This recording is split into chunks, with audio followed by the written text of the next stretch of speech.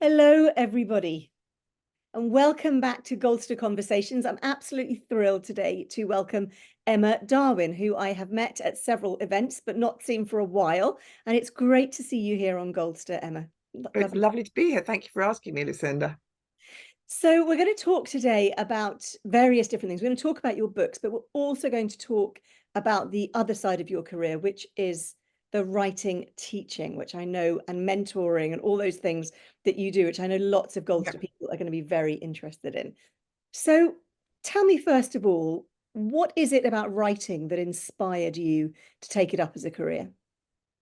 Uh, it was one of those things that I just kept finding myself doing it. And by the time I thought I wanted to write novels. I didn't write short stories. I still don't primarily regard myself as a short story writer. And as far as I knew, the only way to find out if you could write a novel was to write one. And many years before that, I had worked for a few years in academic publishing, very much the opposite end of the sort of trade publishing that, you know, you and I are talking about when we talk about publishing. But it meant that I did know a little bit about how it works. And so I sent my first effort off to a load of agents. This was in the old brown envelope days Yeah. of, you know, you sent them out with a stamped addressed envelope for the answer.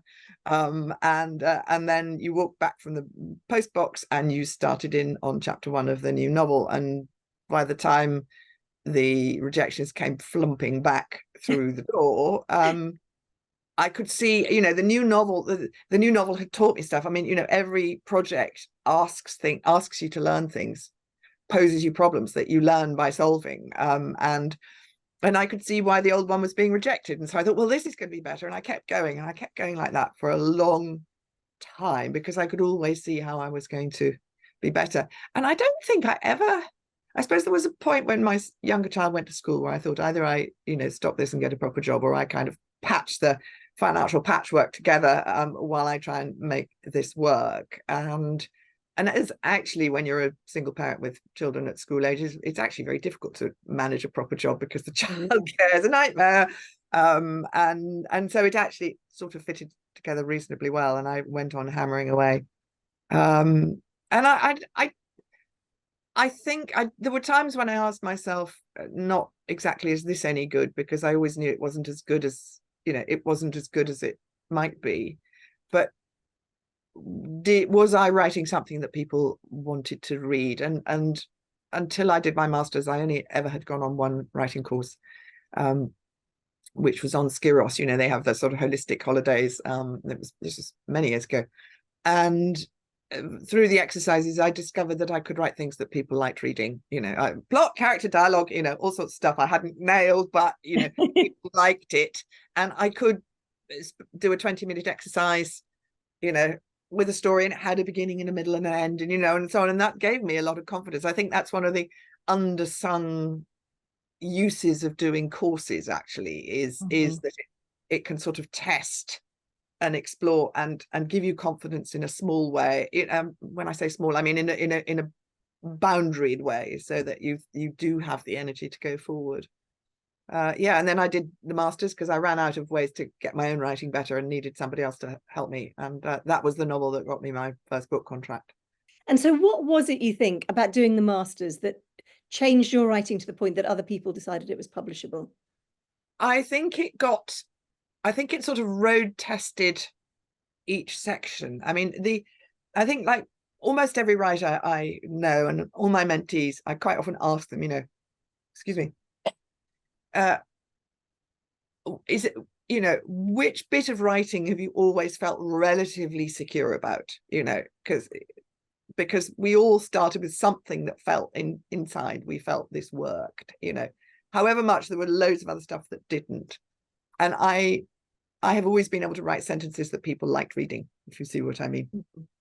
Which is it doesn't mean that they don't take a ton of editing to get them even better, but that's the bit I can do. I still find plot really tough. It took me a while to get the hang of other aspects, characterization, for example, and certainly big structure. Novels are big; they need a lot of structure, and that took me a while to figure out. But I think one of the drawbacks of it being the way the words on the page read well is that it can take everybody, including yourself, but also other people, time. It can be quite hard to work out what's not working, because sentence by sentence it reads well. And so it was having the workshops. At the time, it was the only whole book masters in the country. It was what was then the University of Glamorgan. It was an MPhil rather than an MA. And essentially you got your novel workshopped in a small workshop with 2 or 3 tutors. Some of them were very well-known writers. You also workshop poets, and I'm always telling prose writers to take poetry courses, because that close-up attention to words is so valuable. Right. And so things got road tested, and my tutor would say, I'm just not completely convinced that he'd do that, or whatever it was, or somebody in the workshop would say, it just seemed really clunky that X and Y and Z. And I would say, yeah, but they need to, because, and then say, well, yeah, but it's really clunky. And so how did you feel about that? Did you feel when somebody gave you that feedback, did it help you resolve it, or did you just sit there and think, I don't know how to do what they're suggesting? Oh, I resisted at first, because it is, it was like that for a reason, I thought. And I think this is, it's worth remembering. It's certainly worth remembering as a teacher, even whether the person did it like that, absolutely consciously and cool-bloodedly, as it were, or whether it came out like that and it looked right, so they felt right, so they left it. When you are saying, I don't think this works, what the problem is that you're asking them to subtract something that's concrete and it's there, and imagine something that isn't concrete and isn't there, and they don't know what it might be. So of course, what it feels like at first is there's a great big gaping hole. I mean, it's a bit like if somebody says, what do you think of this birthday cake? And you say, well, it smells delicious, but that decoration doesn't work. You're asking them to imagine something else. And I think that, so I always resisted at first, but you have to listen, particularly when several people in the workshop are saying it. If it's one person, we've all known someone who loathed a book we loved or something, but once several people are saying it. So in a sense, what it was that everything about that novel got stress tested. Yep. And I think that was what shoved it over. Even then, it was rejected by lots of agents before, other agents, it was taken on by an agent, and, and then a couple of others very gratifyingly sort of emailed and said, could we read the whole thing? And I took enormous pleasure in saying, actually, I've got an agent, and what's more, we've sold it. Brilliant. Yeah, very satisfied. Do you think there was any merit to that time you mentioned at the beginning, when you had to put it all in an envelope and send it off and wait, as opposed to emailing off today? Do you miss that time at all for any reasons? Oh, I miss that time. I think I think I miss it in a way because it made it quite concrete. And I also think that while it's out there, I mean, it's awful in some ways. And I've got a big post on my blog, This Itch of Writing, which, Goldsters folk may enjoy, because it's a long-standing blog, and it's full of, it's about creative writing, and it's the product of my teaching and my writing. And I've got a post on the submission blues, when you've got work out there and you haven't heard back, and it is absolute hell. I find myself describing it. Imagine just having a low-level headache for 3 months. It's not that you can't do anything else, but everything is a bit tougher. But on the other hand, your hope is still alive. And once the rejection, when the rejection comes in, that particular piece of hope for that agent or publisher is dead. Yes. And that's really tough. I think in terms of, particularly students and that sort of thing, I think one of the problems with doing it by email is that it's relatively easy to do. And sometimes people don't bother to research properly. Yes. They don't bother to dig in, really. And it's very understandable, because there is a problem. On one hand, agents, looking for particular things, and they can only take on a limited number of people, if anyone. I mean, some well-known agents with a big stable are basically on a kind of one in, one out basis. They have to be. But I think in some ways the big drawback of electronic submissions is that the path gets muddied by other stupid people who may, who do not do their research properly, clutter up the agents' inboxes with, things that are wholly out, with poetry collections and things that, they don't represent. Over that particular agent, yeah. Well, exactly, which then make the sensible people who have done their research and know that this is quite a sensible proposition for this particular agent, then they've got less time. So I think that's back. But and I think in some ways turning them into physical print, maybe it's just because I generally prefer it anyway. It makes you perhaps look harder at your submission. It makes you put the page numbers on it. Oh yes. That's really one of my tricks. Think, oh no, and what am I going to do when you drop the stack of pages and then you don't? And I haven't, I'm not an agent, but I have been the writing tutor who the wind picked up while I was not by the garden table and blew the whole lot, and it had no. So let's go back to your debut novel, The Mathematics of Love. Tell us about that, and what's it about, and why did you want to write it? It is about, it's a historical novel, and I wanted to write it, well, to be honest, I partly wanted to write it because I'd got a place on the MPhil, and this was going to be the next novel. But in fact, its origins way back when the other writing course I'd ever done, which was this one on Skiros, and the tutor, Mary Flanagan, took her watch off and said, I want you to spend 20 minutes writing a story, and the title is Watch. And I looked out across the sort of Greek, this Greek island hillside, and into my head came the Peninsular War, the Spanish War, where Wellington fought his way up Spain in order to defeat Napoleon. And I saw a soldier standing on a watchtower who should have been watching the border, and was actually watching a girl bathing in a river. And we were probably slightly less spooked by why that kind of thing and the male gaze in 2001 or whenever I was writing it than we are now. But it was still, what is going on when you watch someone and he falls in love with her, and what's going on. And that was just a short story, and that was actually the story that that I produced in 20 minutes, and it worked. It was the story that told me, yeah, you can do this. Brilliant. You can't do it very well yet, you can't, there's a load that's wrong, there's a load you want to do that you won't, you can't do yet, but basically you have the wiring. And then a good time later, with a novel that never worked and was rejected, I wanted a historical strand, partly because I was going to be a historian until I was 16. It's always where it's at, really.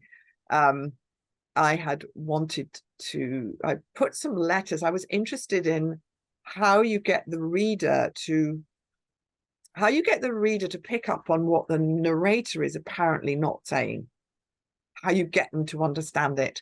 And what I had in my head was the way that soldiers in the Second World War, should we say, the flying aces who are doing the Battle of Britain, and it's completely terrifying and you're very likely to die. But you talk about a wizard prang, and you say, oh, I'm afraid he bought it, and this sort of layer of language over the top of what must be the core experience. And though I'm completely not that generation, my parents weren't that much younger. And, when I was growing up in the 70s, that was far more the flavor of this discourse. Yeah. The way these things got talked about. And so I was thinking, so how do you get the reader to understand what's really going on when the narrator talks in those terms? So I had this soldier in my head. So I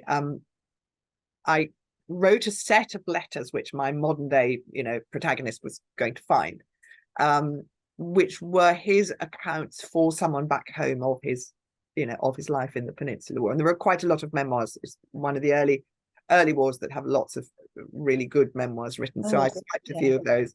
I moved him into the Rifle Brigade, partly because some of the best memoirs come from there, and also because that's quite an independent kind of fighting. And I wrote those to sort of, to find out how to do that. And I put them in this novel. And so when I came to have to put a novel together for the MPhil, I thought, okay, so of course, in order to write what there was letters, I had to imagine an awful lot of stuff that then didn't get into the letters. So I had much more in my head than had ever been on the paper. So I thought, I think it's going to be I think he's going to be there. The novel is obviously going to be about voyeurism and about telling stories and about war and about love, because this relationship he made with this girl in the river did grow and, you know, become something important. And so how do I, and I also wanted to be about photography because that's my big hobby, and my art history. I'm a kind of art history is one of the roads I didn't go down.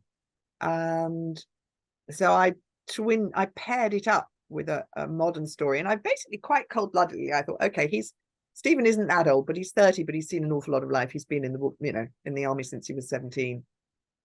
So the other strand, it's going to be female.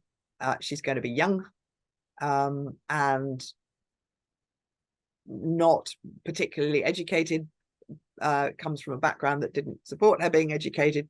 And Stephen has fallen in love. He's lost his, you know, his lovely girl at the end of the war, and he's kind of frozen in that love. You know, he's stuck.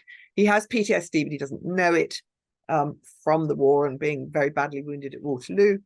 And so Anna she's young, she's female, and she's very cynical. She doesn't believe in love. Her mother's always having disastrous affairs. So she says, my mother doesn't fall in love. She falls into amnesia. And in some way, and then I had to find her voice, because of course Stevens was already, you know, imagined, and they both happen in the same place. And it's not a ghost story because I don't believe in ghosts, but I do think ghosts are a very interesting way of thinking about our sense of the past, and particularly our sense of people in the past. So I wove those two together, and it was particularly in the weaving actually that the workshop was so useful, because people would keep on saying, you know, I don't see why are these two stories in here, you know. Yeah. And to me it was just interesting enough that it was exploring the two, you know, these ideas. So, and I took Anna and I made her be sort of mentored, become the protege of a pair of older photographers who had met in the Spanish Civil War. So I could explore all these ideas of voyeurism and images and looking and seeing through them. And then the idea was that it echoed back to Stephen's sections, because the woman he then hitches up with is an artist. And she does those sort of newsy engravings of, you know, some scenes of the heroic victory at Waterloo, that kind of thing. And so I did, and I wove those two together, and, you know, with lots of feedback, and had several goes, and eventually got it to work. Yeah. So yes, it was a long time in the making, if you look. And I've come to the conclusion that I never get a book right first time. You know, does anybody ever get a book right first time? I don't think so. I need at least 2 goes. I mean, and then when I say a book, I think I more mean a project, you know, the idea. Yes. And my second novel, A Secret Alchemy, actually almost every element of that I'd had a previous go at, if you see what I mean. But I mean, if you were working on any other kind of project, say you were working in a company and you had a project, you wouldn't expect it to be right the first time. I think there's this myth of, you know, the perfect first draft, and it just doesn't exist. No, I don't think it exists, because we should always learn from what we write. Yes, I think one just does. I think, how do I know what I think till I see what I say? I think it depends. I know my Muriel Spark, apparently, she wrote a page and she rewrote it and she rewrote it and she rewrote it all day until it was right. And then the next day she ran her eye down it, tweaked a bit, and started the next page. And so her kind of write, edit, polish cycle was page by page. Other people, it's the classic shitty first draft, as you know, anyway, you know, and they splurgy, and then their write, edit cycle is kind of draft. Whole but thing, we all have those iterations. And I think, and as anyone, you know, we all actually know the writing is the rewriting. Having said that, I think sometimes if it's very clear in your head what you're trying to do, it can be quite quick. I mean, my memoir, this is not a book about Charles Darwin. I wrote, admittedly, it's not as long as my novels, but I wrote it in 6 months, in 6 weeks. Wow. In the busiest time of the year. But that was partly because what baffled me with that one was how to do it, you know, how to write a book about failing to write a novel about my family. And it kind of, how much was it about me? How much was it about them? How on earth did I convey the sense of a novel that the reader wasn't reading, as it were, because it doesn't exist? Well, it exists on my hard drive, but it's not going to see the light of day whole, and all of that sort of thing. So in some ways, when I say I wrote it fast, it was only because the writing stage was a very late stage in the thinking, if you see what I mean. Yes, absolutely. So Um, tell us about, this is not a book yeah. about Charles Darwin. So obviously no one's going to have missed your surname. Tell us about the family, what the story was that you wanted to tell, and why you ended up with this particular book, as you say, a memoir, not a novel, and the Well, process of yeah. your health while you were doing it. Yes. Well, it starts with the fact that my great-great-grandfather was Charles Darwin. So my grandfather's grandfather. And I was named after his wife, who was born Emma Wedgwood, because there's this massive clan of Darwins and Wedgwoods and Galtons. And it starts actually with Charles's grandfather, Erasmus Darwin, in the Midlands in the second half of the 18th century. And his best mate is Josiah Wedgwood and Joseph Priestley and John Baskerville, the foundry man. And they have this group called the Lunar Society, who they meet on the night of the full moon, so that even if they get really pissed, they can still see their way home. And do it in those 18th century days when people did write poetry with one hand and do really important scientific experimentation with the Yes. other. There was so little differentiation that I love that. It's lovely, isn't it? Yeah. It was all a science. Writing and science, other sciences were all considered a great Yes, all considered, and anybody, I mean, of course, everybody had to have enough money to, to be able to afford to do it. But equally, a lot of them were, Josiah Wedgwood, did his potting by day, but he used the science. He was extremely scientific about it, and the Wedgwood archive, well worth a visit if you're interested in this kind of thing. Has examples of lots and lots and lots of little clay squares where he's figuring stuff out. And one of the interesting points that Janet Brown in her biography of Charles Darwin makes, points out, is that Charles was born in 1809, and he was born in that world because he lives a long life. I think he's 82 when he dies, or something like that. By the time he's died, science has gone into the universities. It's become completely professionalized. And the days of a major science going on in somebody's kitchen garden, which is what Darwin was doing, they're gone. Yeah. And you get the separation, which obviously there are reasons why it happened, and I'm sure that, and there are advantages, but you don't get that lovely melee of everybody being up for doing anything. So it starts there, and what a lot of people, people tend to think of the Darwin Party, the Darwin family, if they know about it at all, as being full of scientists, which it is, a lot of engineers, a lot of biologists. But what a lot of people don't know is that they also, they run writers, the musicians. Ralph Vaughan Williams' great-grandparents were the same as my father's. Right. Because Charles's sister married, Charles and Emma were first cousins, because Charles's mother was a Wedgwood, and he married his first cousin, Emma, who was a Wedgwood child of another sibling. And so two cousins married, and Charles's sister married Emma's brother. Right. And if I want to make, every now and then I find myself among geneticists, and if I want to make it look really, really queasy, I speculate what kind of genetic damage would show up if children of those two marriages had remarried, like my generation. So there's Vaughan Williams. There are poets. Ruth Padell, the poet, is my generation of Darwin. She's my second or third cousin. I don't know if anyone knows the artist Gwen Raverer, who was my great aunt. She was born Gwen Darwin, and she wrote a lovely memoir about growing up in a Cambridge that was knee deep in Darwin's, because he had 5 sons and 3 of them lived in Cambridge. And had lots of children all bicycling between the houses. And so essentially what happened was that the novel that I was trying to write after A Secret Alchemy, I could not make work. This is partly the thing I still struggle with, which is that I never get it right first time. And my agent was pretty unenthusiastic, and my publisher was very unenthusiastic. And you really, an unenthusiastic publisher is about the worst thing you can do to a book, because, they may, I remember my agent saying, we might persuade them to take it on, because they've been brilliantly supportive up till that point with my first 2 novels, but they're never going to be keen, and it just puts you at the back of the list for any support of either time or money or effort that's going. I tell you what would sell would be the novel of Charles and Emma Darwin, and I had been asked before whether I would ever write that, and I'd always said no, absolutely not. Partly because they are extremely well documented. When you've got 2 volumes of collected letters by Emma, they were by the bed where that I was born in, which is why I was called Emma. Right. When you've got more biographies than you can shake a stick at, there's the archive is mostly in Cambridge, but not only. Everything that I might put in a novel, basically they've already written themselves. Yes. All I'd ever be doing would be just deciding what frocks they were writing while they sat down and wrote that letter. And for me, and I do think it's perhaps coming from quite an academic family, because my mother's side of the family is a similar breed.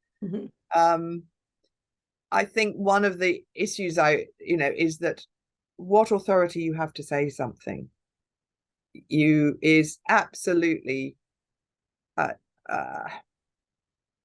it this way, the rudest thing you could say about anyone, the second rudest thing you could say about anyone in my family. The first one was that they were unkind and horrid and prejudiced people. The second was that they couldn't argue properly.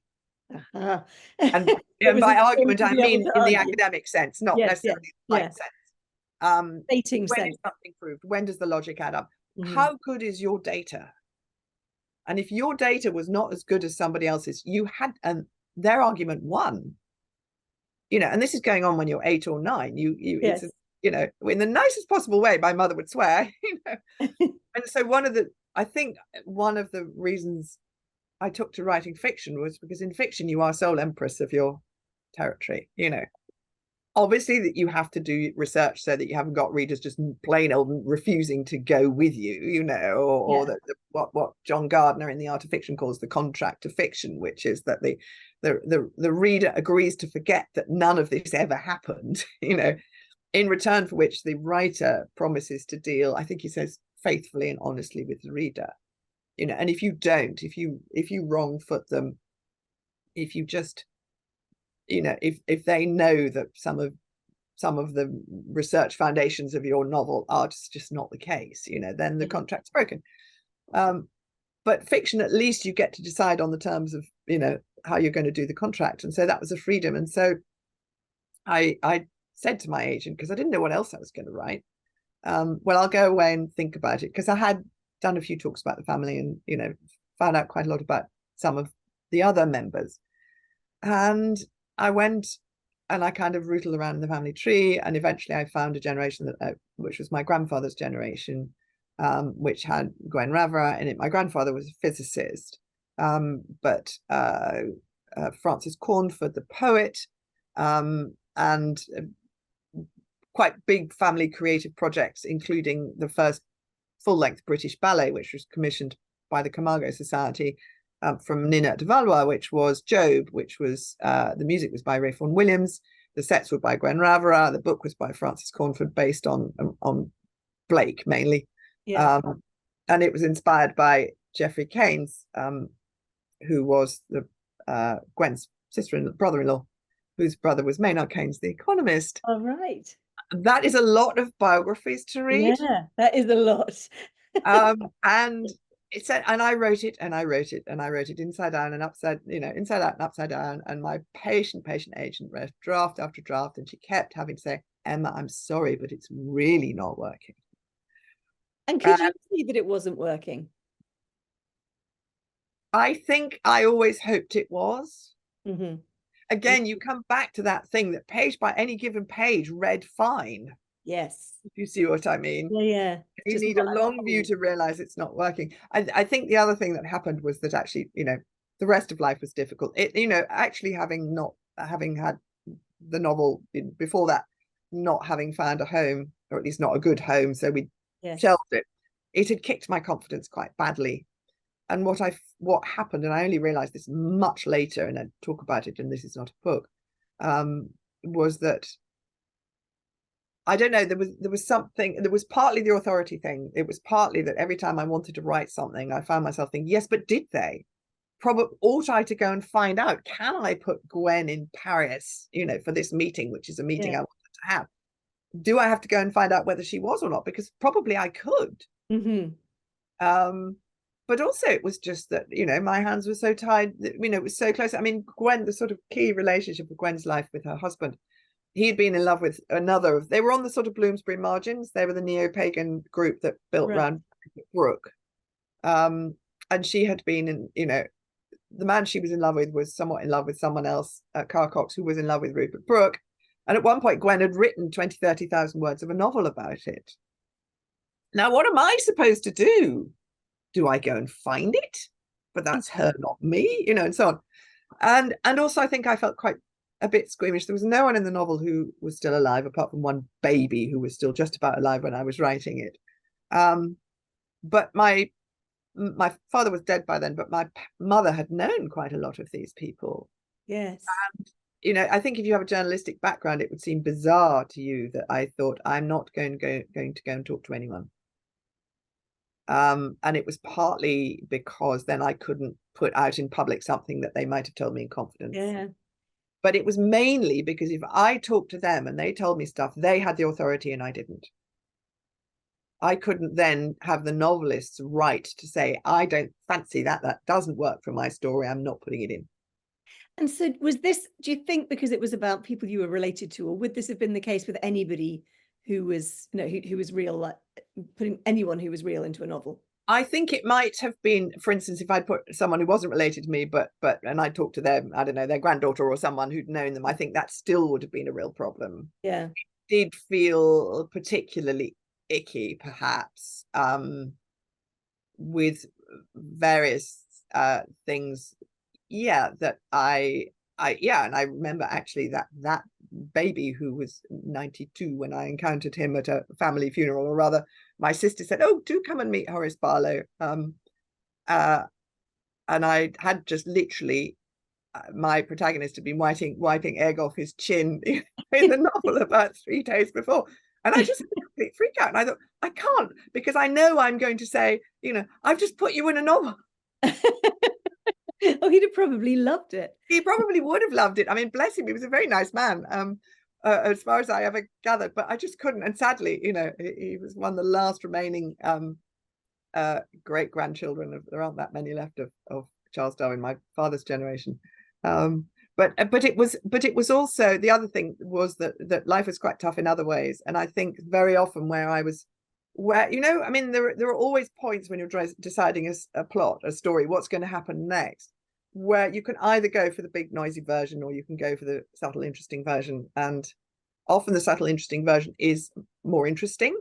But you also have to look out for the fact that you're not just being a bit cowardly, if you like, to use the most unkind term, that you're not facing up to doing the big noisy stuff, even if you can tell yourself it's a cliche, it may be.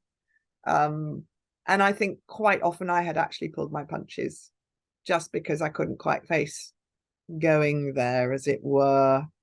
And I ended up getting very ill. I'm completely fine now, but it was all rather dramatic. And I was also very overworked because you know what the freelance life is like. And I'd had to take on too much work to cover the work that might not come in and blah, because all of this was fitting around, earning a living. Yeah. And I ended up, and it was when I realized that I was never going to be able to write it, because what made it interesting was the family. And it was my upbringing in the family, this question of authority, this question of getting it right. And they were the product of the same thing. And they were, I couldn't do both. And I thought, okay, it's not that I don't know how to do it. Well, it's not that it may well be because I'm a useless writer, but there is nothing here I can overcome. It's not a problem that I can solve, because it's baked into the nature of the project and the nature of why I'm writing in the first place. So then you finally gave up.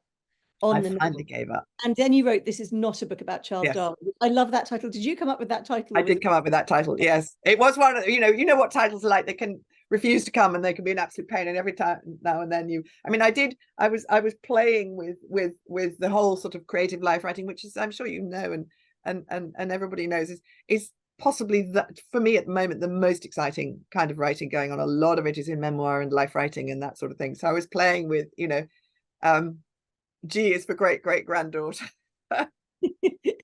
and the plate with the Wedgwood eyes, and that sort of thing. And then I thought, of course, this is not a book about Charles Darwin.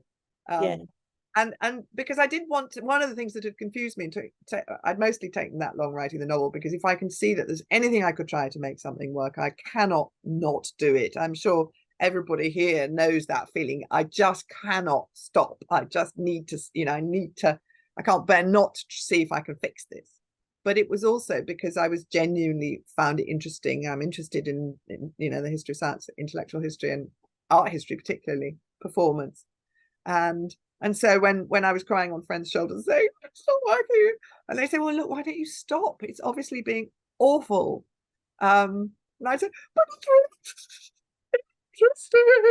interesting, and so on. So that confused my radar about whether to go on or not go on. Yeah. And then having thought, could I write about not writing it? Do people write about not writing it? And the answer is, yeah, they do. There's a very small subgenre. There's Jeff Dyer's Out of Sheer Rage, which is about failing to write about D.H. Lawrence. Hilarious book, if anyone's interested in this very small subgenre. But there was one that came out and was just coming out, which was about going, and I'm afraid the author has escaped me. I enjoyed it a lot, and I'm having a blank, about going off to an island, and trying an Arctic sort of island, and trying to write alone, and it not working out. And so I sort of figured it out, and asked for help, got in touch with Francis Spufford, who, as well as being an astonishingly wonderful writer, is also incredibly kind and supportive. I knew a bit through teaching at Goldsmiths, and we talked about it. And I said, the trouble is, you can write out of sheer rage, but what this really is out of sheer embarrassment at my failure, and also at the difficulty of complaining about finding, coming out of a family which is, certainly in terms of money, not many of them are short of money. Not many of them struggle to have a door that they want opened, because of where they've come from, who they are, and so on. So, it always does feel a bit like complaining about having to pay such a lot of tax this year, So, I've got a question of, has your surname, very obvious surname, has it helped, hindered you in your career, do you think? Is it a bit of both? Well, it unquestionably has its uses. If I am doing a gig with my first novel at the Brisbane Writers' Festival, and why would anybody have heard of me? And there are a load of other authors at Brisbane Writers' Festival, in a similar position. Nobody knows anything about them except they've written a book, and you can't have read the book yet because it's new.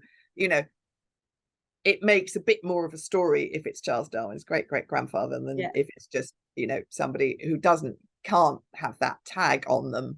Though I'm a huge, I absolutely think that a lot of people don't realize that how to spin a story out of who they are and where they've come from. It often takes somebody else to say, have you thought about presenting yourself as this?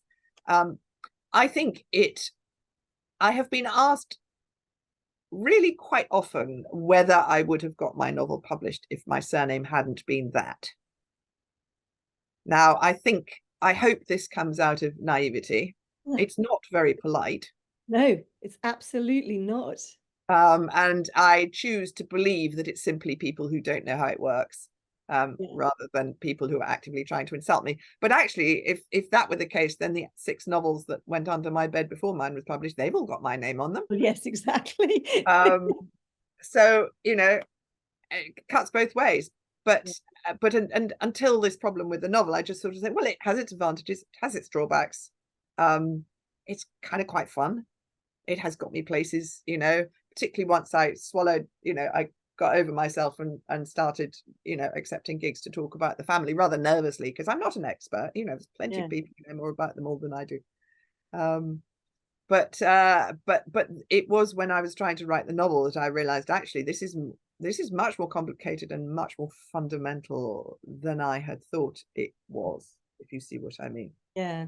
And yeah, and it in some ways, writing this is not a book about Charles Darwin. I mean, it is it's called its subtitle is A Writer's Journey Through My Family. So essentially it's the story of trying to write the book. So it's sort of a journey through the family is for sort of the first half. But essentially what matters is not who they are, because the big question is what I was asking myself at the time, which is, would you make a novel? Which means asking yourself, what does make a novel? How do you make a novel? How do you make novel out of real people? Which, and it focuses in on the 2 or 3 people who I really considered quite hard. One of them was Thomas Wedgwood, who was one of Josiah Wedgwood's sons, who actually, he's often tagged as the first photographer. He was the first person to record images from the world onto a light sensitive surface. And at the new Royal Photographic Society headquarters in Bristol, they have a flight of steps with famous, Fox Talbot and Daguerre and, famous people. And the first step is Tom Wedgwood. Brilliant. And he's an interesting guy. So, he has a chapter. There's Julia Wedgwood, who was a very well-known writer. She was compared, she was put as an equal with George Eliot as the sort of the female intellectual of the sort of mid-1860s. She's very interesting. And she wrote 2 novels and started a third. And her best mate was Mrs. Gaskell's daughter, which was when Mrs. Gaskell thought very highly of them. Yeah. But it's interesting what happened to her and why she didn't go on, and led me into an exploration of she had a sort of a writerly love affair with Browning, the widowed Browning. Yes. And so, but it's all explored in the context of what makes a novel, what makes writers, and then what it's like to write a novel, because one of my most important things I wanted to do was to try and capture what pretty much everyone in this room I think knows, which is what it's like to get your seat of your pants on that seat of that chair and do it and go on doing it and go on doing it and get back to it and pull yourself up when it's gone wrong and do more of it. And it's hard work.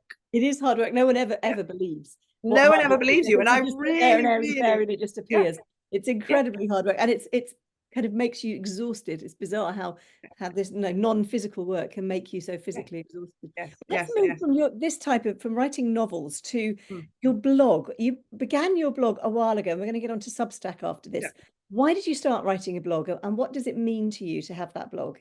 Well, I started writing a blog, actually, to be honest. I started writing a blog because it was around about when the Mathematics of Love was being published, and at the time it was certainly before Twitter. Facebook was, if it was around, I didn't know about it. It was when the main way that people interacted online was via the blogs.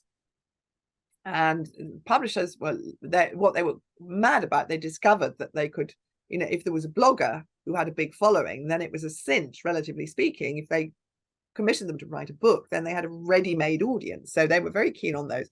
And writers who had, got their book contract were encouraged to start a blog, because it really was the only way you could have an online presence apart from just a sort of static website. And so it was absolutely what they all wanted you to do. And I understood that.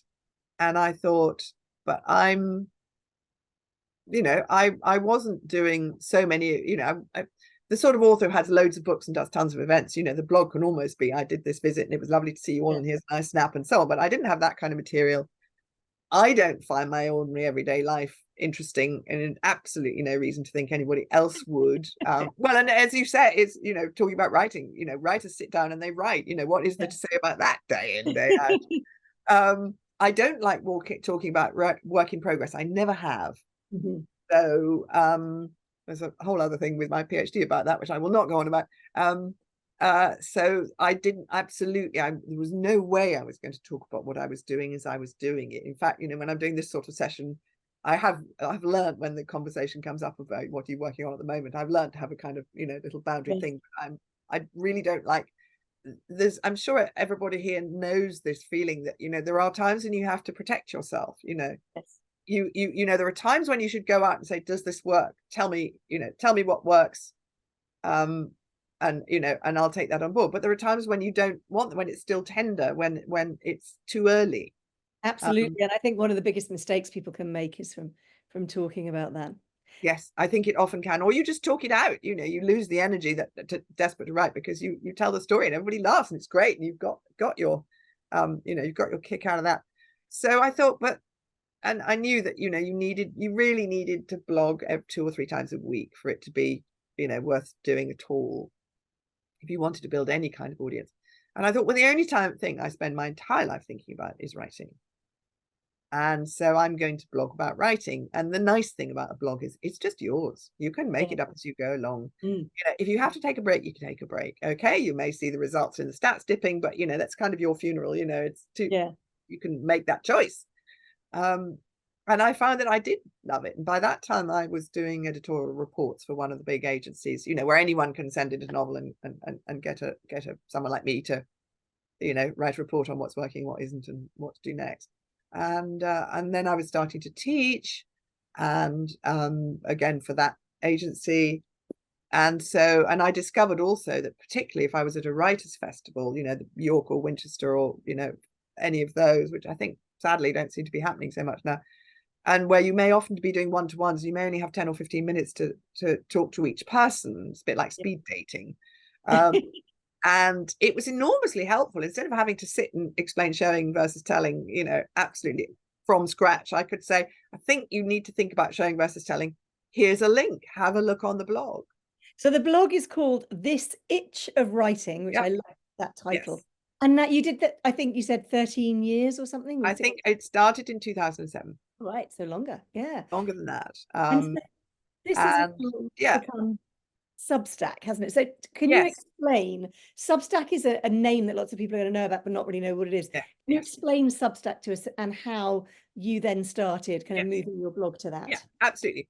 Substack, I mean, my blog, like everybody else's blog, it was originally, mine was on Typepad, other people's would be on Blogger or WordPress or whatever, but essentially they're free to access if you want to be able to afford to spend enough time on the blog for it to be really useful. It basically can only pay at all indirectly with advertising or with sponsored links, and I was never comfortable with that. It can work perfectly well, but I'd always rather not send money Amazon's way if I can help it. And Substack is essentially, it started as a blogging platform. They also talk about it as a newsletter platform, is because it's the basic concept is that you have your kind of mini site inside Substack. So mine is Emma Darwin at Substack, and on which you blog, and anyone who subscribes can come and look at it, and also they can have each blog post arrive in their email inbox if they like it, if they want to. But what's clever about Substack, at least from the point of view of the working writer who's trying to fit blogging about creative writing in among everything else, is that you can have different levels of subscriber. I think this is a model we've all got much more used to, is that there's a basic level that is free, and then there's a higher tier which subscribers can pay a small amount, a bit like Patreon or the Buy Me a Coffee site, in order to get more material, more kinds of interaction. And it was the first time where I realized that I could both treat this itch of writing as I always have, which is this is essentially available for anyone who wants to know about writing. It is, I know it works because it's linked to by a lot of creative writing courses, both places like Faber Academy and that sort of thing, and commercial courses, and also a lot of the MAs. I always know when it's Psychic Distance Week on the Open University MA, because I get a flood of hits on that post all around the world. And there's a certain amount about academic writing as well from my times as an RLF fellow, which is how, Lucinda, you and I know each other.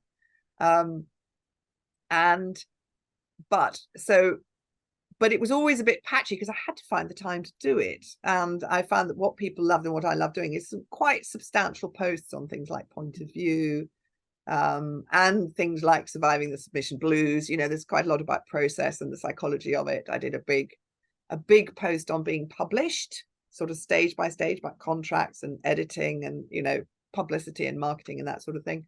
It takes time. Yeah. I want to do it properly. And so when I moved it onto Substack, I committed to doing a post fortnight that's freely available to anyone who wants to sign up. And then if you become what I call a supporter, which means you're contributing, a small, either a one-off fee for the year, which is slightly discounted, or a little bit every month, then you get at least 2 more posts a month. So you get a post every week. Mhm. Plus you get access to a chat a week. You get, you can start your own chats to start your, start conversations among fellow supporters. And I absolutely love it. It is building a community. Everybody there, it's basically writing oriented in a way that, say, Instagram, delightful though it isn't. I'm on Instagram and I've never really found it worked for the kind of thing I want to do, which is write about writing, talk about writing, chat and, stuff. And it's absolutely great. And because it does, it actually, makes a modest income, and because I've made the commitment that I will post a certain amount, I actually do it. And do you find having that deadline and doing that for Substack now, previously your blog, does that help you with your other writing, that you've got that formula that well, not a formula, sorry, but that timetable that you have to do? And does it help you kind of clarify other things? I think it does. I think it is, I think we all do need a certain amount of structure. And the thing I worked out many years ago, and it doesn't always work, is that one of the risks, I think, particularly when what you're writing is, it's not under contract, it doesn't have a deadline, except, your own need to do it and your own desire that you can get it right enough that it'll sell, or find its readers, whatever form that takes. I think the risk is it's the classic thing of something that's immensely important but not immediately urgent. And, it so easily gets shoved aside by the thing that you've really got to do, whether it's that the dog's got to go to the vet or the paying money. I think that all my journalist friends really struggle with this one, to keep the novel going when they've got a deadline for tomorrow for a piece about whatever. And so the thing I always do is I prioritize my writing time, not necessarily in terms of the amount of time I give it, because I may not be able to, but it's the first thing I decide when I will be doing it, and I schedule and ring fence it like a tiger. Brilliant. And then everything else. Only way to do it, I think. We've talked about this before on writing sessions. I know lots of Goldster members are aspiring writers or writers themselves, and it's so important to make sure that people don't eat into your writing time, isn't it? It's like in the past, before everyone began working from home, I'd find people would ring up and say, "Are you working?" And I'd say yes, and they'd say, "Okay," and then they'd just launch into it. And I think, just because I'm at home, I'm still working. So the fact that you do that, I think, is a great way of encouraging the creative process, isn't it? I think so, yes. And I think the other thing is, I don't have word count targets, because I don't find that helpful. What I have is time targets, in the sense that I'm going to sit here and the words are not entirely in my gift. They may happen or they may not, but it is in my gift. I can control my bottom by keeping it on that chair, apart from the cups of coffee and the inevitable result of the cups of coffee. I will not do anything else for 3 hours. The funny thing is, I may not have a word target, but actually by the end of the 3 hours, I have almost always hit 1,500 words. Really? So that's obviously your writing kind of something like that. Yeah. Yeah. So your Substack is Emma Darwin. Sorry, let me start that again. Yeah. Your Substack is emmadarwin.substack.com. It And should we've be, got a yes. question here. Yeah. Are you able to tell us how much it costs to subscribe to Substack? I downloaded the app, but I couldn't see information on how the app works. Yeah, the app is quite limited. You might find it easy to handle by going online, on a computer or a tablet or something like that. My Substack is £5 a month. Well, it's totally free. You just have to subscribe free. You will get a post every fortnight, a good chunky classic Itch of Writing post. If you choose to support in greater depth, shall we say, it is £5 a month or £50 for the year.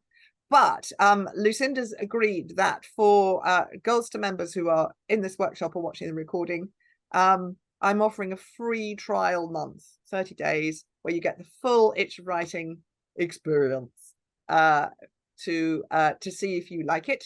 And you've got the link. Lucinda's got the link. It's valid for 2 weeks. So as long as you click on that link in the next 2 weeks, you'll get a free 30 days to dig in the archive.